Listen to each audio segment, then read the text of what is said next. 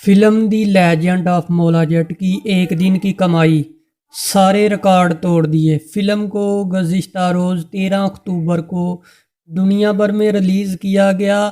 بلال لاشاری کی film the legend of مولا جٹ نے پہلے دن کمائی کے تمام ریکارڈ توڑ دیے۔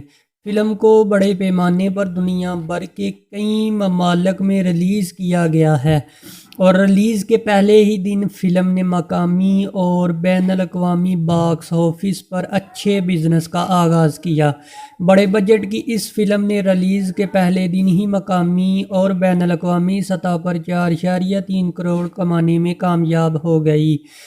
فلم نے صرف امریکہ اور برطانیہ میں 255 کروڑ روپے کمانے میں کامیاب رہی، جبکہ فلم نے پہلے دن پاکستان میں 1.75 کروڑ روپے کا بزنس کر کے ہالی ووڈ کی کامیاب فلم ایونجرز کا ریکارڈ بھی توڑ دیا۔ جبکہ فلم کو پاکستان کے بڑے سنیما گھر سنی پیکس، سنی اسٹار اور نیو پلکس میں نمائش کے لیے پیش بھی نہیں کیا گیا۔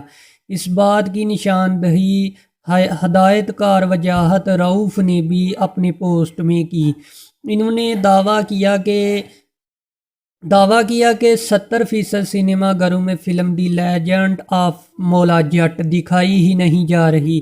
فلم کو دنیا بھر میں 420 سکرینز پر دکھایا جا رہا ہے، جبکہ اندازہ لگایا جا رہا ہے کہ نئی مولا جٹ ایک ماہ کے دوران 200 کروڑ سے زائد کا بزنس کرے گی۔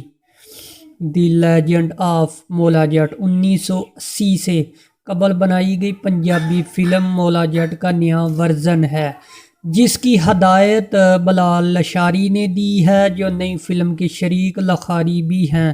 پرانی فلم میں سلطان راہی، مصطفیٰ قریشی، آسیہ عالیہ بیگم اور کیفی سمیت دیگر اداکاروں نے کام کیا تھا اور اس کی ہدایات یونس ملک نے دی تھی۔ اسے سرور بٹی نے پروڈیوس کیا تھا، جبکہ دی لیجنڈ آف مولا جٹ کی کاسٹ میں فواد خان نے مولا جٹ، حمزہ علی عباس نے نوری نتھ، ماہرہ خان نے مکھو جٹ، جبکہ حمیمہ ملک نے دارو کا کردار ادا کیا۔